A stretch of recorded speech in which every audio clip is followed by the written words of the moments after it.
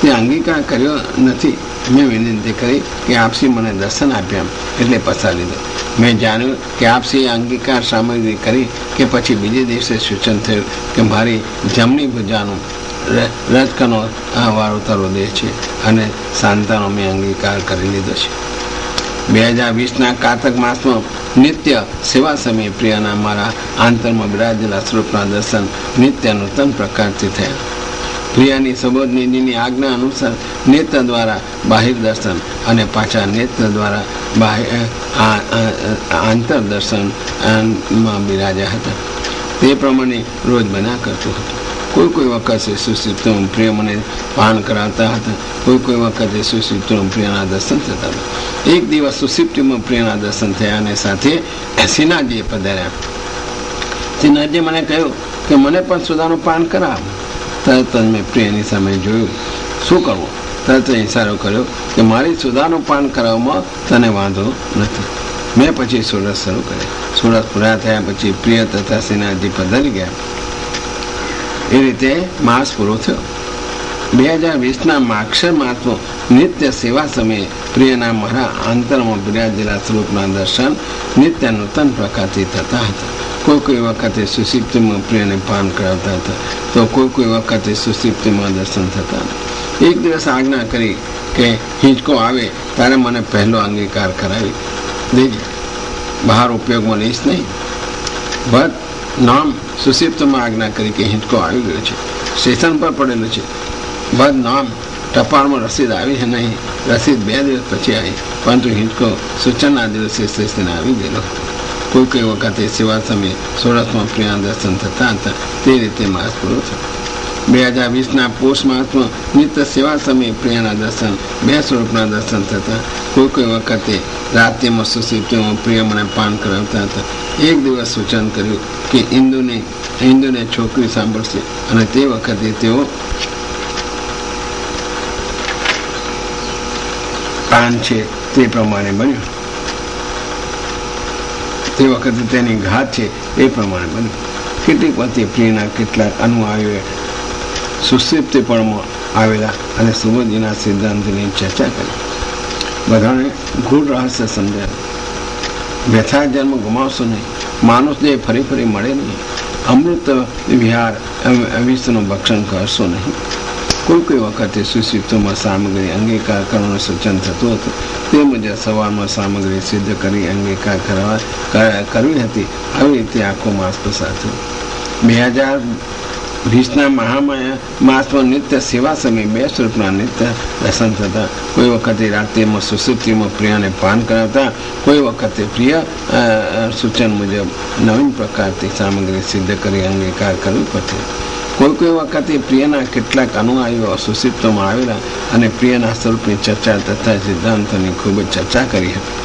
મેં પ્રિયના સૂચન મુજબ સર્વને સ્વરૂપ તથા સિદ્ધાંતો બરાબર સમજાયા. એ રીતે આખો માસ પૂરો થયો. 2020ના ફાગણ માસમાં નિત્ય સેવા સમયે પ્રિયના 2 સ્વરૂપના દર્શન નિત્ય થયા હતા. કોઈ વખતે રાત્રિમાં સુશીપ્તિમાં પ્રિયના દર્શન થતા. કોઈ વખતે મને પાન કરાવતા હતા. એ રીતે દર્શન થતા.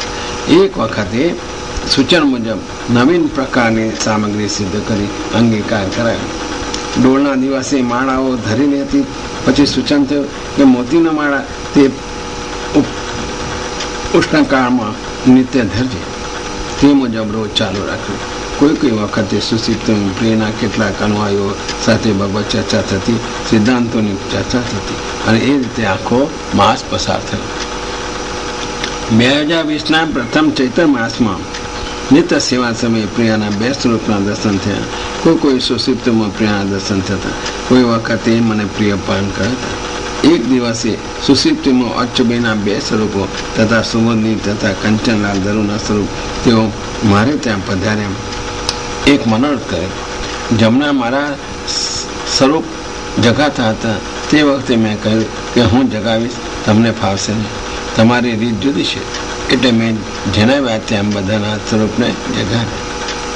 મનોરથ કર્યો. તે ભોગ ધર્યો. પછી સિદ્ધાંતોની ચર્ચા કલાકથી 1.5 કલાક સુધી ચાલી. માસ પર્યંત સૂચન સામગ્રી અંગીકાર કરાવતો હતો. એક દિવસ એટલે કે 24 કલાક સુધી અગ્નિ આખા શરીરમાં ઉત્પન્ન થઈ. જેમ જળ વિના માછલી તડફડે તેમ મારી અવસ્થા થઈ. પાછી બીજે દિવસે કંઈક ઓછી થઈ. ત્રીજે દિવસે રાત્રિમાં સુષુપ્તિના પ્રિયના દર્શન થયા હતા. પ્રિયના સૂચન મુજબ સુબોધજીનું પાન શરૂ કરેલું તે 20 દિવસમાં સંપૂર્ણ થયું હતું. એ પ્રમાણે આખો માસ પૂરો થયો.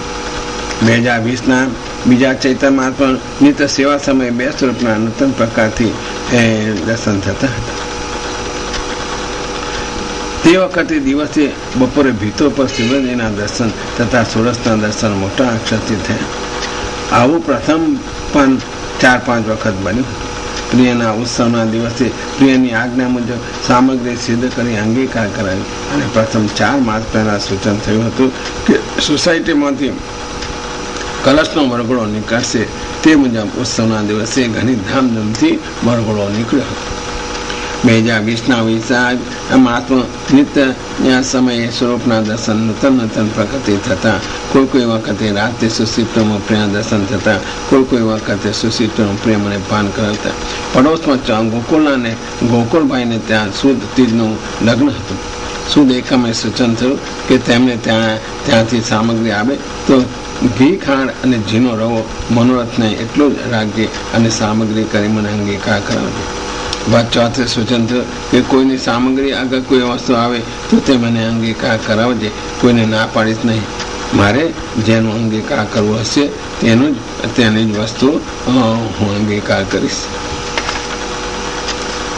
2020ના જેઠ માસમાં નિત્ય સેવા સમયે પ્રિયના 2 સ્વરૂપના નૂતન પ્રકારથી દર્શન થયા.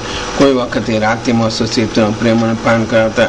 એક દિવસે રાત્રિમાં સુષુપ્તિમાં સુબોધનીજી મારા સ્વરૂપ સાથે બિરાજેલાના દર્શન થયા હતા. સુબોધની તારે ત્યાં બિરાજશે. નિત્ય પુણ્યમાળા ધરજે. પ્રિયના સૂચન મુજબ કરતો હતો. પ્રથમ આજ્ઞા મુજબ 3 માસમાં 4 વખત સુબોધની પૂરી કરી. તે મુજબ પ્રિય મને 4 વખત પૂરી કરાવી. કેટલાક સિદ્ધાંતો મને દેખાડ્યા. એ રીતે માસ પૂરો થયો. 2020ના અખાણ મહિનામાં નિત્ય સેવા સમયે પ્રિયના સ્વરૂપના નૂતન પ્રકારથી દર્શન થતા હતા. કોઈ વખતે રાત્રિમાં અને દિવસે સુષુપ્તિમાં પ્રિયના 2 સ્વરૂપના નૂતન પ્રકારથી મને દર્શન થતા હતા. કોઈ વખતે રાત્રિમાં અને નિત્ય સેવા સમયે પ્રિયના 2 સ્વરૂપના નૂતન પ્રકારથી દર્શન થતા હતા. પછી સુદ 14ને એમ થયું કે આમ જો પાન થશે તો 25 દિવસનું પૂરું થઈ જશે. પછી પાછળ 5 દિવસ બેસી રહેવું પડશે. તે જ દિવસે રાત્રિમાં સુષુપ્તિમાં પ્રિય દર્શન થયા અને અમાવાસ્યા સુધીના ક્રમ મને દેખાડ્યો. એ પ્રકારે રોજ લેજે. પછી મેં તે પ્રકારનો ક્રમ ચાલુ કર્યો. બાદ અમાવાસ્યા સુષુપ્તિમાં આજ્ઞા કરી કે તે શરૂ કર્યું હતું તો તું જ પૂરું કરજે. તે પ્રમાણે મેં કર્યું. તે દિવસે 12 વાગ્યાથી સાંજના 12:30 વાગ્યાના સુધી સાંજના 4:30 વાગતા સુધી મારા પ્રિય મારા ખોળામાં બેસીને બિરાજીને પાન કર્યું. સુદ એકમના દિવસે મેં બધાને વાત કરી એટલે ડભોઈવાળા ઠાકોર બી દાહોદ આવેલા હતા. તેમણે કહ્યું કે મેં ડાબી બાજુના તમારા ખોળામાં શ્રી મહાવીરના દર્શન કર્યા. કેટલીક વખતે સુબોધજીના સિદ્ધાંતો મને દેખાતા હતા. એ પ્રમાણે આખો માસ આનંદથી પસાર થયો. 2020 શ્રાવણ માસમાં નિત્ય સેવા સમયે પ્રિયના 2 સ્વરૂપના નૂતન પ્રકારથી દર્શન થતા હતા. કોઈ વખતે રાત્રિએ તો દિવસે સુષુપ્તિમાં પ્રિયા મને પાન કરાવતા. અખાણ 13ના રોજ આજ્ઞા કરી. તે મુજબ સામગ્રી સિદ્ધ કરી એકમે અંગીકાર કરાવી. આ માસમાં સુબોધીના તૃતીય સ્કંદમાં ભગવાન પોતાના ભક્તો સાથે વાણીથી રમણ કરે છે તે દેખાડવા મળ્યું. આજ્ઞા કરી કે તારે ભાદરવા માસમાં બહાર જવાનું થશે. એ રીતે માસ સમાપ્ત. 2020ના ભાદરવા માસમાં નિત્ય સેવા સમયે પ્રિયના 2 સ્વરૂપના નૂતન દર્શન થયા. કોઈ વખતે સુષુપ્તિમાં પ્રિય મને પાન કરાવતા. કોઈ વખતે સુષુપ્તિમાં પ્રિયના દર્શન થતા. શુદ્ધ પુણ્ય ઇન્દોરવાળા ગિરધારલાલ મહારાજ સુષુપ્તિમાં મારે ત્યાં આવ્યા. ખૂબ જ સત્સંગ ચાલ્યો. સુબોધજીના કેટલાક ગૂઢ આંસુ અમને દેખાડ્યા. ત્યાં અનુભવો એની વાતો કરી. આ તો થોડાક સિદ્ધાંત છે પણ મારી પાસે ખૂબ જ સિદ્ધાંતો ઉતારેલા છે. પછી મેં કહ્યું કે તૃતીય સ્કંદની આજ્ઞા છે કે સ્નિગ્ધ અસ્મિતા અવલોકન વાચા પિયુષ કલ્પયા. આ પ્રમાણે ખૂબ જ વાતચીત થયા પછી પાનનો સમય થયો એટલે ઉઠ્યો અને પાન કરવા બેઠો.